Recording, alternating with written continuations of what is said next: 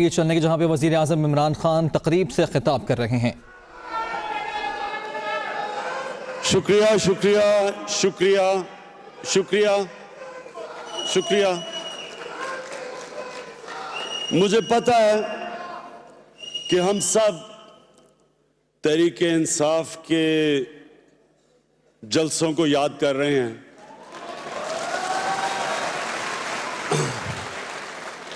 اور ہمارے میں سے کئی اس 100 ڈے پروگرام کو جلسہ بنانے کی کوشش کر رہے ہیں، جو کہ یہ نہیں بن سکتا۔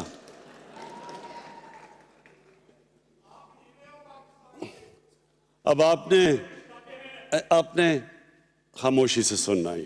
یہ ضروری ہے آپ کے لیے کہ ایک پنجاب گورنمنٹ نے جو 100 ڈے پروگرام اپنا دیا 100 دن کا، میں یہ چاہتا ہوں ذرا غور سے آپ کی سن بھی رہے تھے لیکن کئی غلط جگہ پہ نعرے مار رہے تھے، کیونکہ آپ کی پھر سے کوشش تھی کہ اس کو جلسہ بنانے کے لیے، جو کہ یہ نہیں ہے جلسہ۔ اب ذرا سنیں سب سے پہلے۔ بس بس بس بس اچھا جی، میں پہلے تو ہاشم آپ نے جو پریزنٹیشن کی، بڑی کرسپ زبردست پریزنٹیشن تھی۔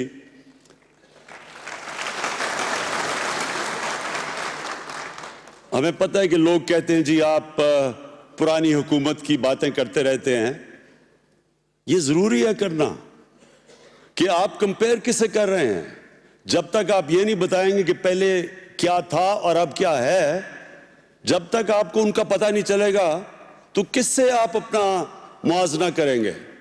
تو یہ ضروری تھا بتانا کہ جس حالات کے اندر یہ صوبہ ملا ہے، یہ ادھر سے ہی آگے جائیں گے نا، بلڈ تو ادھر سے ہوگا جدھر سے ان کو ملا ہے۔ تو وہ بڑا اچھا آپ کی پریزنٹیشن تھی کہ تقریباً 1200 ارب روپے کا ایک صوبہ خسارہ کر بیٹھا تھا، اور پروویڈنٹ فنڈ 100 ارب کا پروویڈنٹ فنڈ، یعنی کہ بیچارے جو ہمارے مزدور ہیں ان کا جو فنڈ تھا وہ بھی ہضم کر بیٹھی تھی 100 ارب کا۔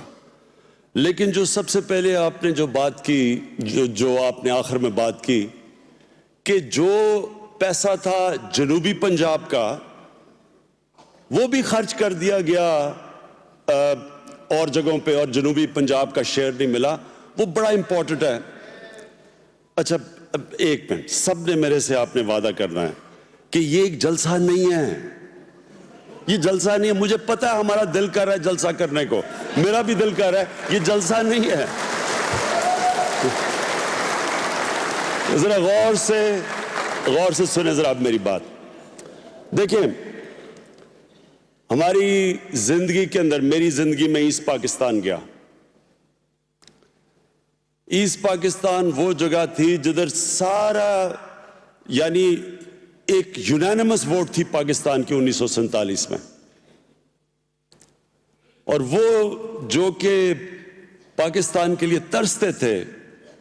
اور مجھے یاد ہے کہ میں جب ایک ایگزیبیشن میچ کھیلنے گیا ہندوستان کے خلاف ڈھاکہ میں، تو وہ مجھے کبھی نہیں بھولتا کہ وہ تب تک بنگلہ دیش بن چکا تھا، تقریباً 18 سال سے بنگلہ دیش تھا، اور وہ بڑا غصہ بھی تھا پاکستان کے خلاف، ویسٹ پاکستان کے خلاف۔ تو جب میں وہاں ہندوستان کے خلاف 1989 میں ایک میچ کھیلا جو ہم نے جیتا ان سے، تو آپ یقین کریں کہ مجھے ایسے لگا کہ میں نے لاہور میں میچ جیتا ہے۔ سارا کا سارا اسٹیڈیم، ڈھاکہ میں اسٹیڈیم پاکستان زندہ باد کے نعرے مار رہا تھا، اور سارے راستے میں اسٹیڈیم سے جو ہماری بس گئی ہوٹل تک، راستے میں لوگ سڑکوں پہ کھڑے تالیاں بجا رہے تھے۔ تو وہ ہمارے سے کیوں الگ ہوئے؟ یہ سمجھنے کی بات ہے کہ دیکھیں، ایک وجہ ہوتی ہے کہ سارے لوگ ایک قوم کا حصہ بننا چاہتے ہیں، اور وہ جو سب سے بڑی وجہ جس کی وجہ سے ایک عام انسان، ایک خطہ ایک قوم کا حصہ بنتا ہے، وہ ایک لفظ ہے: انصاف۔ لوگ جب ایک معاشرہ ان کو انصاف دیتا ہے، وہ اس معاشرے کا حصہ بننا چاہتے ہیں، کیونکہ انصاف کس کو چاہیے ہوتا ہے؟ کمزور انسان کو. کمزور کو انصاف اس لیے چاہیے، نہیں تو طاقتور اس سے جو مرضی کر سکے، ظلم کر سکے. اور پھر خطہ بھی، مثلا ایک خطہ بھی ایک ملک کا حصہ بنتا ہے اس لیے کہ ان کو وہاں انصاف ملتا ہے. تو جب انصاف نہیں ملتا، وہ سب سے بڑی وجہ ہوتی ہے انتشار کی، اور علیحدہ ہوتا ہے ایک ملک سے علیحدگی کے لیے لوگ کیمپین چلاتے ہیں. تو ایسٹ پاکستان کے لوگوں نے کہا ہمیں انصاف نہیں مل رہا، بار بار کہتے رہے کہ ہمیں انصاف نہیں مل رہا، نہیں سنا گیا. اور آہستہ آہستہ وہ موومنٹ پہلے انصاف پہ شروع ہوئی، حقوق کی بات ہوئی، پھر آخر میں علیحدگی کی بات ہو گئی. تو ہم نے اس سے سیکھنا ہے. ایک قوم یا ایک انسان یا ایک ادارہ آگے ہی بڑھتا ہے جب اپنی غلطیوں سے سیکھتا ہے، نہیں تو وہ غلطیاں دہراتے رہتے ہیں اور وہی مسٹیکس بعد میں اور نقصان پہنچاتی ہیں. تو یہ جو ہاشم آپ نے سٹیٹسٹکس دیں کہ جو پیسہ پچھلے 7 سال میں 250 ارب، غالباً آپ نے کہا کہ 250 ارب روپیہ جنوبی پنجاب کا وہاں خرچ نہیں ہوا، تو اس کا مطلب کہ ایک احساس محرومی پیدا ہو گئی اور یہ بڑھتی جانی تھی. اسی طرح بلوچستان کے لوگوں میں احساس محرومی پیدا ہوئی، اس کی وجہ سے وہاں انتشار ہوا. اور یہی وجہ ہے کہ اس ملک کو کمزور کرنے میں یہ جو ناانصافی ہے، اس کو پھر فائدہ اٹھاتے ہیں ملک کے مخالف، اور پھر ملک میں انتشار پیدا ہوتا ہے. تو یہ جو ہم نے آج پریزنٹیشن دیکھی، پنجاب گورنمنٹ نے ایک فیصلہ کیا ہے کہ منصفانہ تقسیم ہوگی پنجاب کے بجٹ کی علاقوں کے اندر، شہروں کے اندر. اگر یہ نہیں ہوتی، اب آپ یہ دیکھ لیں کہ اس سے نقصان کیا. ایک تو نقصان ہوتا ہے کہ علیحدگی کی طرف لوگ چلے جاتے ہیں، انتشار ہوتا ہے. دوسرا، اب نقصان کیا ہو رہا ہے؟ اتنا پنجاب کا آدھا بجٹ لاہور پہ خرچ کر دیا، لاہور بہتر ہو گیا باقی شہروں سے، لیکن اس کا نقصان کیا ہوا کہ باقی علاقوں سے لوگ لاہور کی طرف آنا شروع ہو گئے. اب لاہور کے اندر وہ مسئلے مسائل آ رہے ہیں جو آگے لاہور کے لوگوں کی زندگی خطرے میں ڈال رہی ہے. یہ جو آج آپ باہر پولوشن دیکھ رہے ہیں، اس کی اور بھی وجوہات ہیں. بھٹے بھی بند کیے پنجاب گورنمنٹ، اب ان کو ریفارم بھی کر رہی ہے کہ آگے ایک نئی ٹیکنالوجی آ رہی ہے کہ وہ پولوشن نہ کریں. ہندوستان سے آتی ہے پولوشن، وہ بھی ہے. ایک یہ بھی ہے کہ درخت کاٹ دیے ہیں، لاہور کا جو گرین کور تھا وہ کم کر دیا ہے. لیکن ایک سائز بھی بن گیا، لاہور اتنا بڑا ہو گیا ہے، اور جب ایک شہر بڑھتا جاتا ہے، کانکریٹ بڑھتی جاتی ہے، تو جو صاف کرتی ہے ہوا کو ایک چیز جو درخت ہے، وہ کور کم ہوتا جاتا ہے، ہریالہ کم ہوتا جاتا ہے. تو پولوشن کے آج لاہور میں جو لیولز ہیں وہ دنیا میں سب سے زیادہ ہیں، اور اس کا نقصان بچوں کو، چھوٹے بچوں کو اور بوڑھوں کو. یہ آنے والے دنوں میں اتنا اس کا نقصان ہونا ہے، بیماریاں ہونی ہیں. اور بچوں کے اندر ایک بیماری ہے سٹنٹڈ لنگ گروتھ، وہ لنگ ہی نہیں پوری طرح، جو وہ پوری طرح بڑھتا ہی نہیں ہے کیونکہ ایک انفیکشن شروع ہو جاتی ہے اس میں. اس لیے یہ ضروری ہے کہ ہم باقی علاقوں کو بھی ڈیولپ کریں، یہ بھی ایک وجہ ہے. اور اس کے لیے یہ بڑا اچھا آپ نے سٹیپ لیا. پہلے تو میں آپ کو اس کی مبارکی دیتا ہوں کہ آپ نے سوچا پہلی دفعہ کہ ایک انکلوسیو ڈیولپمنٹ ہو، ساروں کو، خطوں کو برابر کا ان کو شیئر ملے. دوسرا، عثمان بزدار صاحب، چیف منسٹر صاحب، میں یہ اب 100 دن ہو چکے ہیں، اور جگہ جگہ میں نے بڑی عجیب قسم کی تنقید بھی سنی کہ جی عثمان بزدار کو آپ نے غلط آدمی بنا دیا ہے، اور ہر چیز کی میں نے چیزیں سنی. تو میں آج 100 دن ہو گئے ہیں، میں آپ کو یہ کہنا چاہتا ہوں کہ دیکھیں، جو سربراہ ہوتا ہے اس کی کوالٹی کیا ہوتی ہے؟ سب سے بڑی ایک کوالٹی سب سے زیادہ ہے. باقی اچھی اچھی بھی کوالٹیز ہوں، لیکن اگر ایک کوالٹی نہ ہو، کوئی باقی کوالٹیز کا کوئی فائدہ نہیں، اور وہ ہے ایمانداری.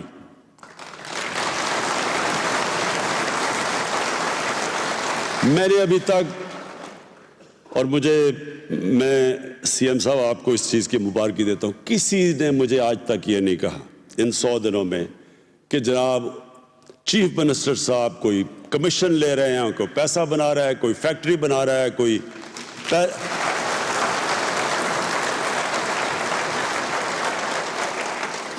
کوئی لندن میں فلیٹ لے رہا ہے، کوئی پیرس میں. میں نے نہیں سنا کہ کسی نے کہا جی کہ عثمان بزدار نے کوئی یہاں سے پیسہ منی لانڈر کر کے باہر لے گیا. یہ دیکھیں، یہ آپ سب کے لیے ضروری ہے سمجھنا. مجھے ابھی تک نہیں سمجھ آئی کہ ہم نے کیسے یہ برداشت کیا ہے. میں نے نہیں کیا، لیکن میری قوم نے کیسے برداشت کیا ہے کہ حکمرانی ہو رہی ہے پاکستان میں، پراپرٹیز خریدی جا رہی ہیں پاکستان سے باہر، چھٹیاں ہو رہی ہیں باہر، علاج ہو رہا ہے باہر، عیدیں ہو رہی ہیں باہر، بچے پڑھ رہے ہیں باہر، اور حکمرانی کر رہے ہیں پاکستان میں. یہ اب سب کے لیے مجھے یہ سمجھائیں کہ یہ کیسا لیڈر ہوگا، وہ کیسے وفادار ہوگا اپنے ملک سے جب اس کی اربوں روپے کی دولت باہر پڑی ہے.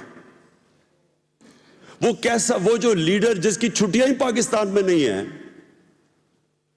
اور جس کے بچے باہر پڑھ رہے ہیں اور باہر بزنسز کر رہے ہیں، جس کی بزنس باہر ہے. یہ سوچیں کہ حکمرانی پاکستان میں اور بزنس پاکستان سے باہر، اور پھر لوگوں کو باہر کہہ رہے ہیں کہ پاکستان میں آ کے سرمایہ کاری کرو. تو ہم نے کیسے ان لوگوں کو برداشت کیا؟ آج جو آپ یہ دیکھ رہے ہیں خسارے، یہ جو ملک وہ ملک جو سارے اس علاقے میں ایشیا میں سب سے تیزی سے ترقی کر رہا تھا جب ہم اسکول میں پڑھتے تھے، وہ آج وہ حال ہے آج یہ چھوڑ کے گئے ہیں جدھر، کہ پھر سے میں یہ لوگوں کو سمجھاتا ہوں کہ آپ کو سمجھ آنی چاہیے اس ملک سے کیا ہوا. کہاں سنگاپور 50 سال پہلے اور کہاں پاکستان تھا. پاکستان کو ساری دنیا، آپ نے اگر پاکستان کو لیڈرز کو دیکھنا تھا، دیکھیں کہ ایوب خان جب باہر گیا، امریکہ گیا، تو اس کو کیسی ریسیپشن ملی. ایئرپورٹ پہ پریزیڈنٹ ملنے آیا، سڑکوں پہ اوپن گاڑی میں پھر رہا ہے. جب انگلینڈ گیا تو پاکستان کے سربراہ کو کیا ریسیپشن ملی، کیا ریسپیکٹ تھی اس کی.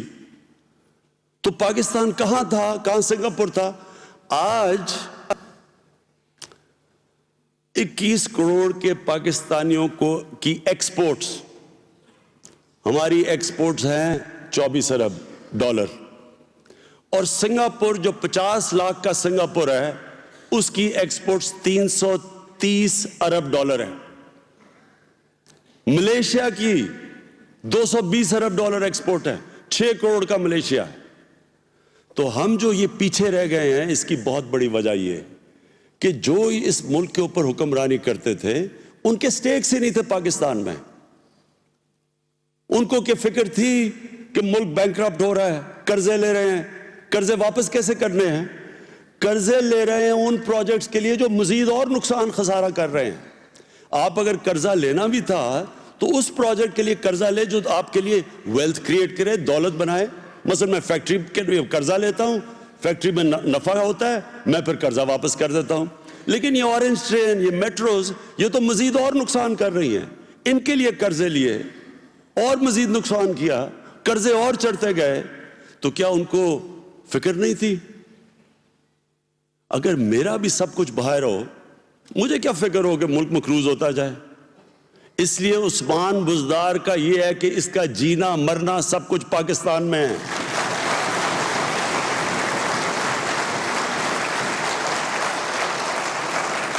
اب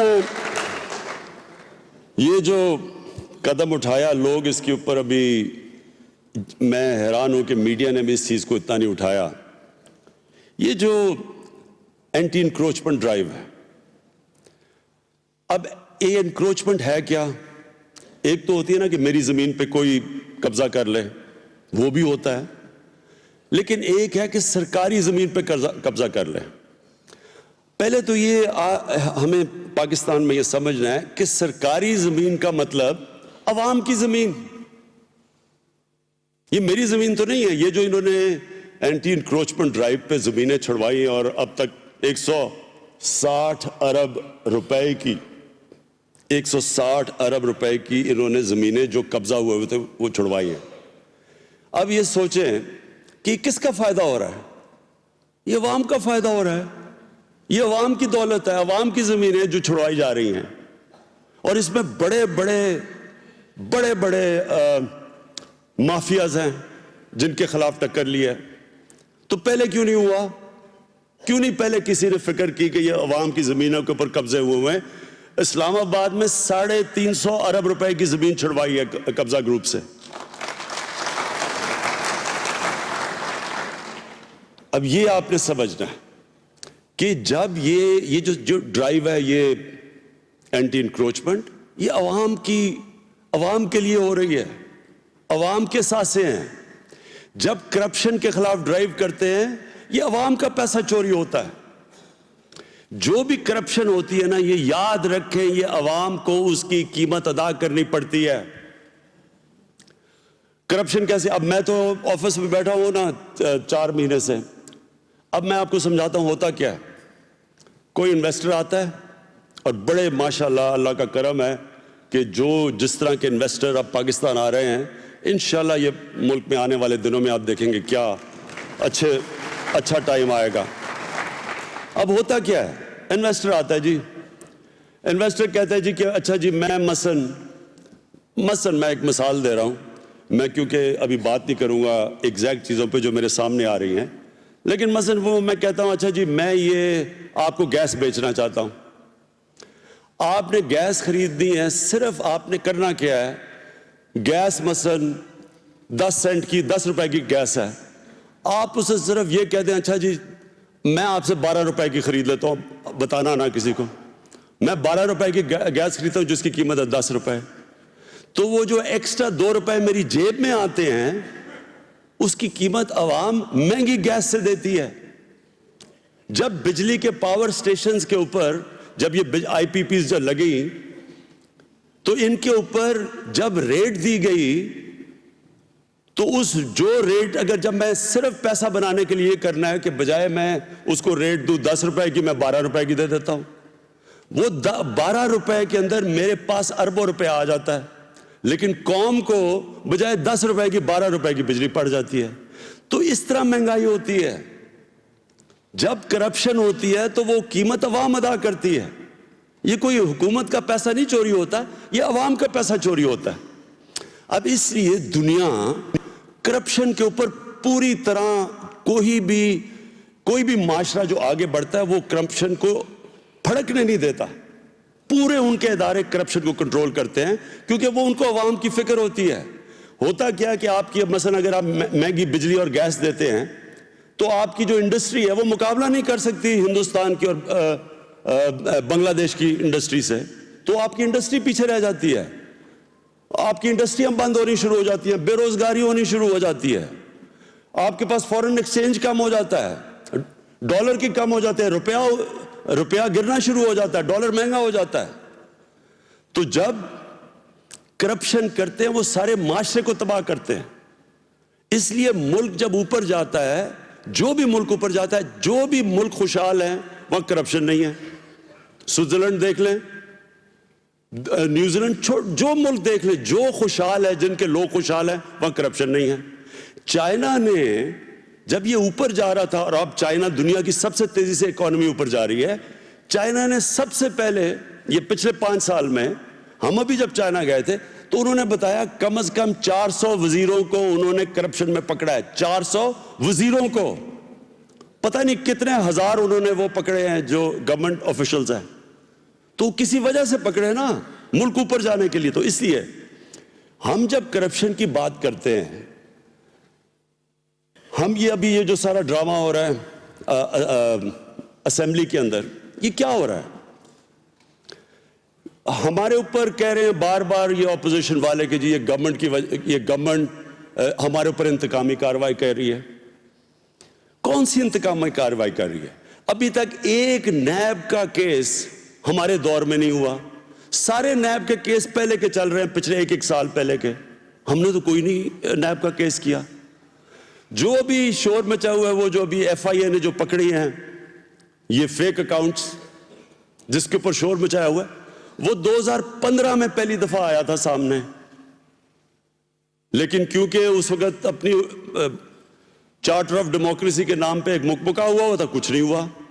پھر 2017 میں پتا چلا فیک اکاؤنٹس ہے، پھر کچھ نہیں ہوا۔ یہ پھر جب کیئر ٹیکر گورنمنٹ آئی تو چیف جسٹس نے ایکشن لیا فیک اکاؤنٹس پہ، تو ہم نے تو کچھ نہیں کیا، ہم نے تو صرف روکی نہیں کاروائی، لیکن شور وہاں مچا ہوا ہے کہ جی یہ دیکھیں طریقے سے آپ نے کیا کیا۔ اب اور کیا کیا اسمبلی میں؟ اسمبلی نہیں چل رہی جی، کیونکہ جی لیڈر آف دا اپوزیشن وہ بنے گے شہباز شریف۔ اب شہباز شریف نیب کے جیل کے اندر ہیں، اب ان کو آپ پارلیمنٹ کی اکاؤنٹیبلٹی کمیٹی کے اوپر بٹھانے لگے ہیں۔ جو کمیٹی پارلیمنٹ میں احتساب کرتی ہے اس کے اوپر شہباز شریف بیٹھ جائیں گے۔ وہ دنیا میں مذاق اڑے گا، ہماری جمہوریت کا مذاق اڑے گا، اڑ رہا ہے دنیا کے اندر کہ ایک طرف آپ کہہ رہے ہیں احتساب اور دوسری طرف جو احتساب کے جیل میں ہے وہ احتساب کی کمیشن اوپر چلا رہا ہے۔ ہم نے انہوں نے کہا کسی اور کو بنا دو، نہیں اسی کو بنانا ہے۔ پھر وہ اس سے پہلے انہوں نے پچھلی اسمبلی میں کیا کیا؟ قانون اسمبلی نے پاس کیا کہ ایک مجرم، ایک کرپٹ آدمی پارٹی کی سربراہی کر سکتا ہے۔ ایک نیشنل اسمبلی، ایک پارلیمنٹ قانون پاس کرتی ہے، تو کیا ہماری جمہوریت کی کیا ریپوٹیشن رہ گئی؟ ایک طرف کہتے ہیں کہ جی بڑی مقدس ہے پارلیمنٹ، دوسری طرف یہ حرکتیں کرتے ہیں، خود ہی پارلیمنٹ کو ڈی ویلیو کر دیتے ہیں۔ میں اپنے جو پارٹی کی ہماری لیڈرشپ ہے، میں نے ان کو کہا جو بھی یہ کہتے ہیں ان کی بات مانتے رہو، صرف ایک بات ہم مان نہیں سکتے۔ آپ نے کہنا ہے کہ جی وہ سعد رفیق کو اسمبلی میں لانے دو، شہباز شریف اپوزیشن لیڈر بنتا بن جائے، ہم نے دھاندلی کے اوپر کمیشن بنانی ہے بنا دو، لیکن ایک چیز ہم مان نہیں سکتے، یہ نہیں ہو سکتا کہ ہم آپ احتساب سے پیچھے ہٹ جائیں۔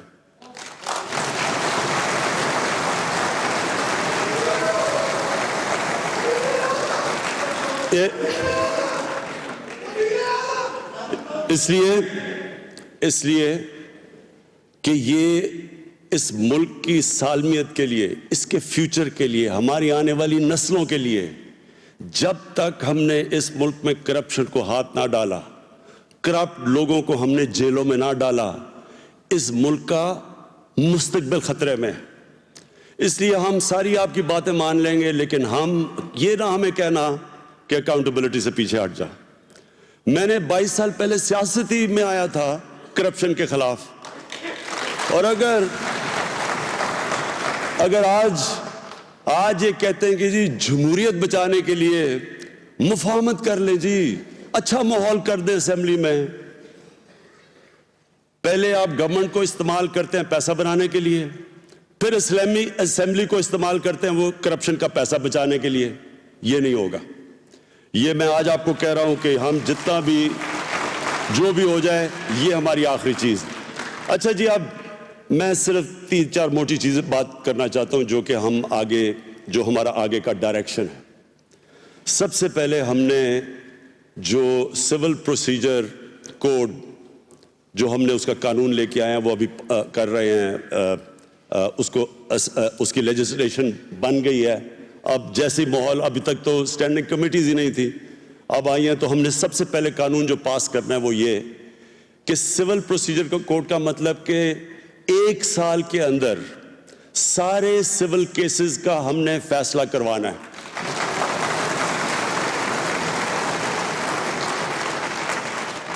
تیس سال لگ جاتے ہیں زمین کے کیسز پہ، بھری ہوئی ہیں عدالتیں زمین کے کیسز سے۔ بیٹا شروع کرتا ہے اور وہ بوڑھا ہو جاتا ہے جب تک کیس کا فیصلہ نہیں آتا۔ تو ہم نے یہ بڑی مشکل سے بار کے ساتھ، سب کے ساتھ مل کے ہم نے فیصلہ کیا ہے، اور یہ انشاءاللہ یہ پنجاب، پختونخوا میں، بلوچستان میں، اور انشاءاللہ فیڈرل گورنمنٹ میں پہلے تو یہ ایک بہت بڑا انشاءاللہ ایک تبدیلی آئے گی۔ جو 1907 کا سول پروسیجر کا کوڈ تھا وہ ادھر پہلی دفعہ پنجاب میں اور انشاءاللہ سینٹر میں چینج ہوگا، پختونخوا میں ہو چکا ہے۔ اس کے ساتھ ساتھ جو پولیس ریفارمز ہیں یہ بہت اہم ہیں. پولیس کو جو پولیٹیسائز کیا گیا اس کا بڑا ہمیں نقصان ہوا ہے. ہمارے ملک کو اس کا نقصان ہوتا ہے کیونکہ اس سے پولیس کبھی بھی لوگوں کو تحفظ نہیں فراہم کر سکتی. تو یہ جو ڈی پولیٹیسائزیشن اور پروفیشنلزم پولیس کی ہے یہ بڑا ایک مشکل کام ہے, خاص طور پہ پنجاب میں کیونکہ پولیٹیسائزیشن ہوئی ہے پولیس کی. اس کے اوپر ہم نے اب پورا زور لگانا ہے پولیس کو ایک ایسا ادارہ بنانے کے لیے پنجاب کے اندر جس کی عوام رسپیکٹ کرے اور عوام میں اعتماد ہو. تو انشاءاللہ اس پہ میں نے آئی جی صاحب نے مجھے اس کے اوپر ڈیٹیل دی ہوئی ہے کہ وہ جس طرح کی ریفارمز کر رہے ہیں. یہ میں آپ کو پھر سے کہتا ہوں یہ سب سے ضروری ہے. مانیٹرنگ کریں. چیف منسٹر آپ کے جو کمپلینٹ سیل کے اندر پولیس کے لیے سیپریٹ بنائے کہ کوئی پولیس کمپلینٹس ہو آپ کے پاس آئیں, آئی جی صاحب کو دیں تاکہ ان کو حل کرے, تاکہ ایک چیک ہو پولیس کے اوپر. اس کے علاوہ جو ہماری ایگریکلچر ریفارمز ہیں یہ بڑی ضروری ہیں پنجاب کے اندر. میں صرف آپ کو یہ بتا دوں کہ اس کے اوپر ایک نئی سوچ آ رہی ہے, اور سوچ وہ یہ ہے کہ کسان زیادہ پیسہ بنا سکتا ہے. ہوتا کیا ہے کہ ہم کرتے ہیں کہ کسان کو ہم مثلا گنے کی 180 دے دیتے ہیں, مثلا گنے کا, یا گندم کی جو بھی 1300 دے دیتے ہیں. ہوتا کیا ہے کہ انٹرنیشنل مارکیٹ میں وہ قیمت نہیں ہوتی, اس کی وجہ سے وہ گورنمنٹ سپورٹ پرائز بھی دیتی ہے لیکن کسان کو وہ قیمت نہیں ملتی. ہم یہ کوشش کر رہے ہیں کہ کسان کی پروڈکٹیوٹی بڑھائیں, اس کی ییلڈز بڑھائیں, یعنی اس کی پیداوار بڑھے. مثلا ایک ہی ایکڑ میں سے اگر وہ آج 40 من لے رہا ہے کسی کی چیز کی بھی, گندم کی, کپاس کی, وہ ہم اس کو ایسی اس کی پروڈکٹیوٹی بڑھائیں کہ وہ 40 سے 80 من پہ چلا جائے, 70 من پہ چلا جائے, تو اسی زمین سے اس کے پاس پیسہ زیادہ آنا شروع ہو جائے. اور قیمت اگر اوپر قیمتیں بڑھاتے ہیں وہ اور مسئلہ بن جاتا ہے. اگر اس کو نہیں بھی ملتی لیکن اگر اس کی پروڈکٹیوٹی بڑھ جائے, جو آپ ہندوستان میں دیکھ لیں, یورپ میں دیکھ لیں, وہ کتنی اسی ایکڑ زمین سے کتنا زیادہ ان کو مل جاتا ہے کیونکہ نئی ٹیکنیکس آ گئی ہیں, پانی کی استعمال کرنے کی نئی ٹیکنیکس آ گئی ہیں. تو یہ انشاءاللہ ہماری جو ٹاسک فورس بنی ہوئی ہے وہ ساری نئی ٹیکنیک سب چھوٹے کسانوں کے پاس لے کے آئیں تاکہ وہ اپنی پیداوار بڑھا سکیں. اس سے ملک کو بھی فائدہ ہوگا, ہماری اوورال پیداوار بھی بڑھ جائے گی اور کسان کے پاس پیسہ آ جائے گا. ہم نے اصل میں چھوٹے کسان کو اوپر اٹھانا ہے اور اس کے لیے ہم یہ نئی چیزیں لے کے آ رہے ہیں. میں وہ بات نہیں کروں گا وہ جو میں پہلے بھی کر بیٹھا ہوں, جو مرغیوں کے انڈے, جو ہم نے جو وہ ریلو کٹوں کو ہم نے ٹھیک کرنا ہے, وہ سارا میں نے آپ کو بتا چکا ہوں پہلے بھی. کوشش ساری یہ ہے کہ چھوٹے کسان کی مدد کی جائے, چھوٹی چھوٹی چیزوں سے. وہ اپنی عورتیں بیٹھی ہوئی دیہات میں, وہ اپنی کیسے آمدنی بڑھا سکتی ہیں, غربت ہم نے کیسے کم کرنی ہے. یہ میری باری تو بڑا شور مچایا تھا, لیکن جب بل گیٹس نے کہا تو ساروں نے تالیاں بجانی شروع ہو گئی کہ یہ بڑا اچھا اس کا طریقہ ہے.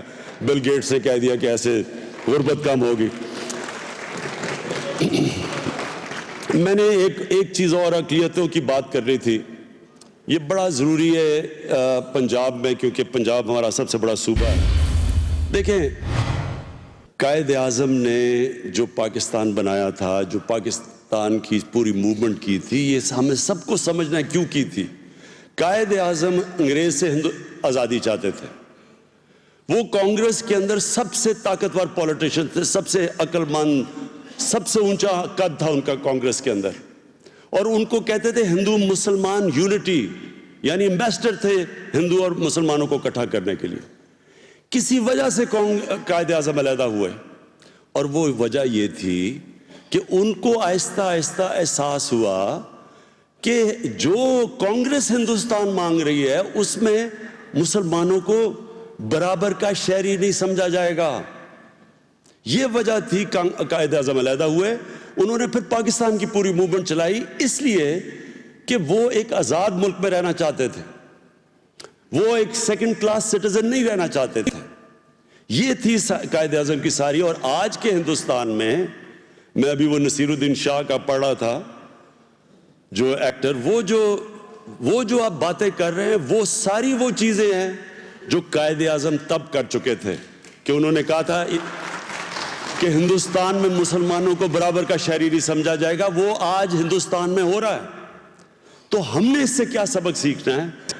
ہم نے پاکستان کو وہ ملک بنانا ہے جدھر ہماری اقلیتوں کو برابر کے حقوق ملیں، وہ برابر کے شہری ہوں۔ یہ ضروری ہے سمجھنا۔ یہ ملک اس لیے بنا تھا کہ ایک لیڈر نے، ایک عظیم لیڈر کی عظیم سوچ، وہ سمجھ گیا کہ جیسے ہندوستان کے اندر ان کو نہیں برابر کا شہری سمجھا جائے گا، تو اس لیے انہوں نے پاکستان کے لیے پوری جدوجہد کی، اور اس لیے ان کی تقریر تھی، ان کی 1948 کی فیمس تقریر تھی کہ آپ کا جو مرضی دین ہے، آپ برابر کے شہری ہیں پاکستان میں۔ اور اس سے پہلے جو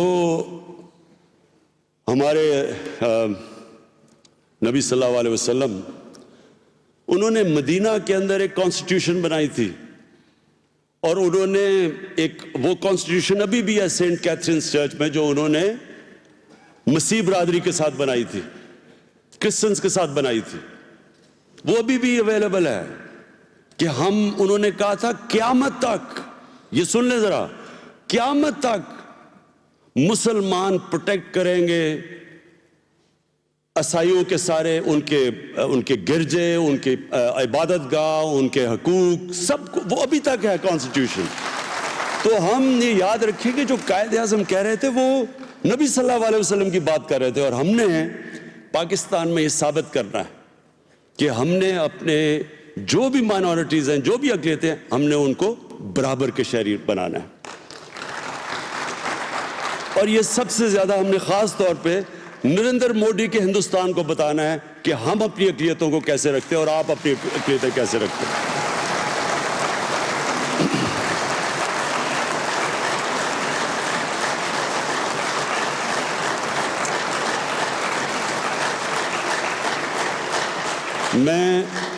میں آخر میں اپنے وزیر میرے یہاں بیٹھے ہوئے ہیں، پنجاب کے وزیر، میں آپ سب کو یہ کہنا چاہتا ہوں کہ دیکھیں، یہ بڑا ضروری ہے آپ کے لیے سمجھنا کہ اللہ نے آپ کو ایک ایسے پاکستان کے ٹائم پہ آپ کو ذمہ داری دی ہے، ایک ایسا یہ وقت ہے جو قوم کی زندگی میں کبھی کبھی آتا ہے۔ یہ آپ کے لیے بڑی ایک ایسا ٹائم ہے جدھر آپ اپنے آپ کو ثابت کر سکتے ہیں، آپ اپنی صلاحیتیں دکھا سکتے ہیں، آپ اپنے آپ کو پروو کر سکتے ہیں۔ آپ جتنی محنت کریں گے، کبھی بھی ایک وزارت وزیر کو نہیں بناتی کہ جی وہ بڑی اچھی وزارت ہے تو اس میں جانا چاہتا ہوں۔ وزیر وزارت کو بناتا ہے۔ جتنی وہ محنت کرتا ہے، وہ ایک ذمہ داری ایک پوری وزارت کو اٹھا کے کہاں سے کہاں لے جاتا ہے۔ آپ کے پاس ایک سنہری موقع ہے، یہ ایسا موقع ہے کہ اگر آپ اس میں صحیح طرح کام کریں، دیانتداری سے کام کریں، اپنی وزارت کو لیڈرشپ پرووائڈ کریں، یہ بڑا اچھا موقع ہے آپ کو ایک لیڈر بننے کا، کیونکہ آپ ایک دم اوپر آ جائیں گے۔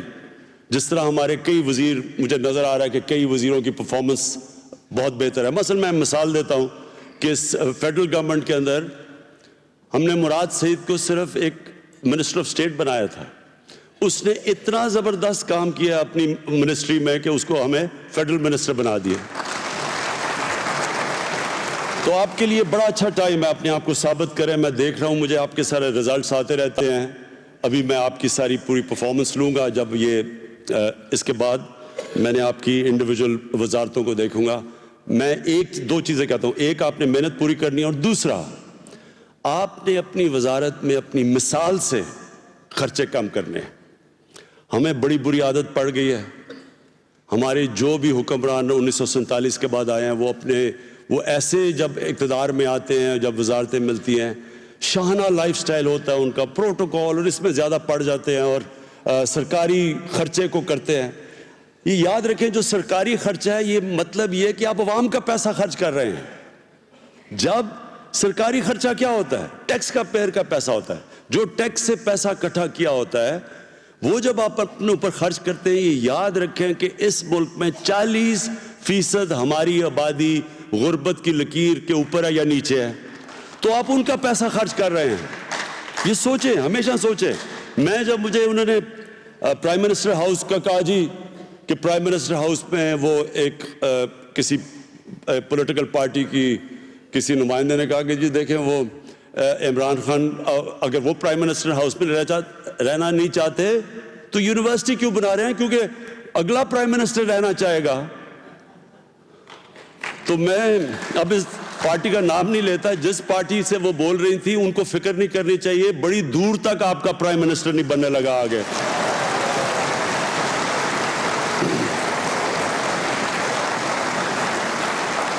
لیکن بات یہ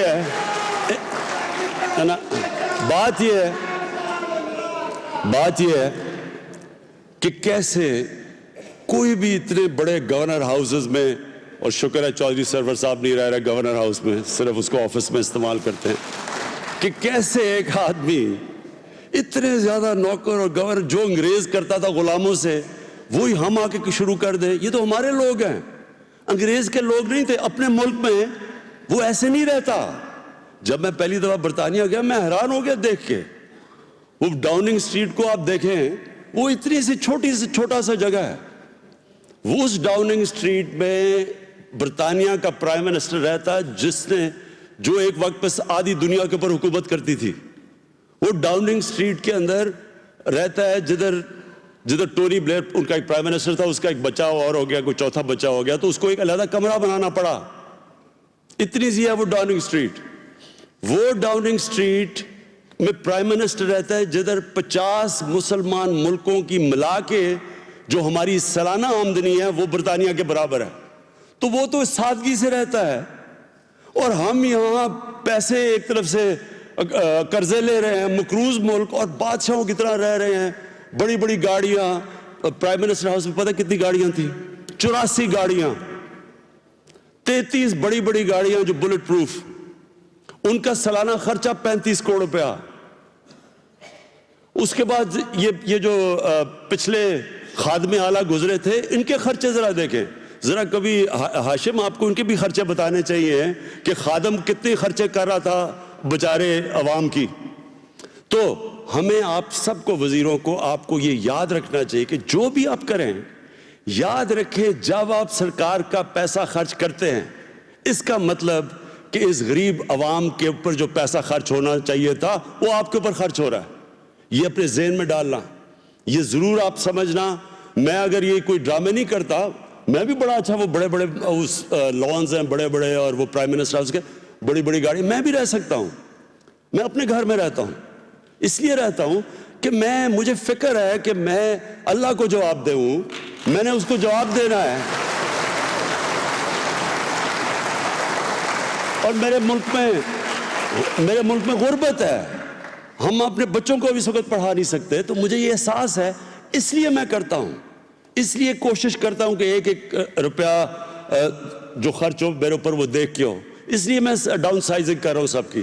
اس لیے میں آپ سب کے بھی وزیروں کو بھی کہتا ہوں کہ پلیز آپ جب بھی جو بھی سرکاری خرچہ کریں, یہ یاد رکھیں کہ آپ اس ملک کے اندر لوگوں کے مستحق لوگ ہیں, غریب لوگ ہیں. ہمارا ملک پیچھے رہ گیا ہے اور ہم نے واپس آنا ہے.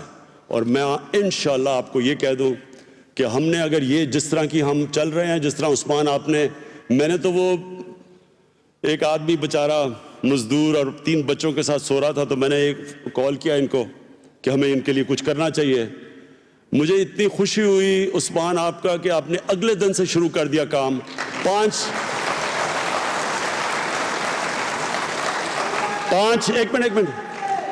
پناہ گاہ لاہور میں, پنڈی میں بن رہی ہے, پنڈی میں 2 بننے والی ہیں, پشاور میں 5 بن چکی ہیں. اور پشاور میں پناہ گاہیں نہیں بنی, وہ شام کو وہ بس بھیجتے ہیں سارے پشاور کے اندر, دیکھتے ہیں کوئی لوگ سڑکوں پہ سوئے ہوئے تو ان کو اٹھا کے پناہ گاہ میں لے کے جاتے ہیں. تو مجھے جب سے یہ بن رہی ہیں پناہ گاہ, آپ یقین کریں ابھی میں کہیں اور فنکشن پہ تھا تو مجھے لوگ اب آ کے کہہ رہے ہیں کہ جی ہم بھی پناہ گاہ کھولنا چاہتے ہیں.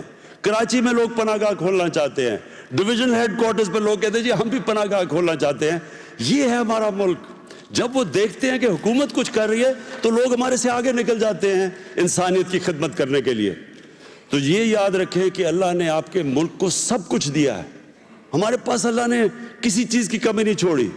ہم نے ظلم کیا اپنے ملک سے, صحیح گورننس نہیں دی. ابھی جو میرے پاس ایگزون آیا تھا, میں یہ ہمیشہ اپنے لوگوں کو بتاتا ہوں, یہ آپ سب یاد رکھیں کیونکہ اپریل تک رزلٹ آ جائے گا, مارچ اپریل تک. ایگزون جو ہے یہ دنیا کی سب سے بڑی آئل ڈرلنگ کمپنی ہے, 27 سال کے بعد پاکستان آئی ہے. ان کا ہیڈ جو ہے وہ میرے سے ملنے آیا, تو مجھے کہتا کہ ہم نے ایک چیز آف شور دیکھی ہے سمندر کے اندر, جو ایک ہمیں ایسے لگ رہا ہے کہ اس کے اندر بہت زیادہ گیس ہے. اور وہ کہتا ہے کہ ہمیں پتہ تب, لیکن ہم کہہ نہیں سکتے. وہ کہتے ہیں جب ہم ان کی کشتی آ گئی, اب پہنچ گئی اور وہ ڈرلنگ شروع کر رہی ہے, تو وہ کہتا ہے ہم ڈرلنگ کریں گے تو جب وہ جو بنا ہوا ہے ایک چھوٹی سی پہاڑی اس کے سمندر کے نیچے بنی ہوئی ہے, اس کے اندر جب ہم ڈرل کریں گے تو تب ہمیں پتہ چلے گا کہ اس پہ ہمیں لگ تو رہا ہے گیس ہے, لیکن ہو سکتا ہے گیس لیک کر گئی ہو, تو ہمیں پتہ نہیں کہ لیک کی ہے یا وہاں ہے. ہمیں کہتا ہے یہ نہیں پتا کہ گیس لیک کر گئی ہے یا ابھی وہاں ہے, لیکن جب ہم ڈرل کریں گے تو ہمیں پتہ چلے گا. اور کہتا کہ اگر وہاں گیس لیک نہ کی ہو تو 50 سال تک پاکستان کے لوگوں کو گیس کا کوئی مسئلہ نہیں پڑے گا, اتنی زیادہ گیس ہے. تو میں یہ جو اللہ میں ماننے والا انسان ہوں, میں یہ سمجھتا ہوں کہ اگر ہماری حکومتیں وہی جو کہ جس لیے پاکستان بنا تھا, فلاحی ریاست, ہم نے اگر اپنی انسانیت کی خدمت کی, ہم نے اپنے لوگوں کا دھیان رکھا, جس طرح پناہ گاہ اس طرح, اور ہم نے اپنے غریب لوگوں کی مدد کی, تو انشاءاللہ اپریل میں ہمیں خبر آئے گی کہ 50 سال تک پاکستان میں گیس کی بھی کبھی کمی نہیں ہوگی اور ایکسپورٹ بھی کرنے کے لیے بہت زیادہ ہوگی. میں آپ سب کا شکر گزار ہوں, اور سی ایم صاحب آپ کا بھی, ہاشم زبردست پریزنٹیشن دی, آپ کا بھی. میں وزیروں کو سب کو میں امید رکھتا ہوں کہ کوئی بھی آپ مجھے مایوس نہیں کریں گے. بہت بہت شکریہ. لاہور میں وزراء کی 100 روزہ کارکردگی کے حوالے سے تقریب کا انعقاد کیا گیا تھا. وزیر اعظم عمران خان تقریب سے خطاب کر رہے تھے. انہوں نے کہا کہ تمام وزراء کو ایسے وقت میں ذمہ داری ملی ہے کہ